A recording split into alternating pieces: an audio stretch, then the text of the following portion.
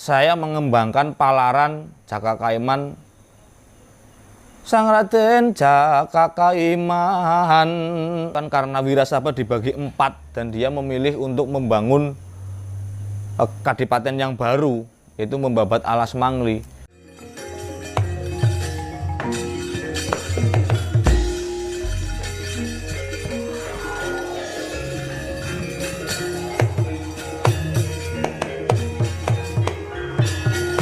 Nenggih Sang Jaka Kaiman,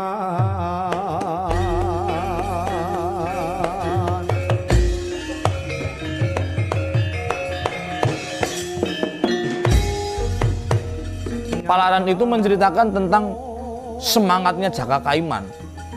Semangatnya Jaka Kaiman untuk mencari jati dirinya, dan dia memilih membangun dan memulai hal yang baru.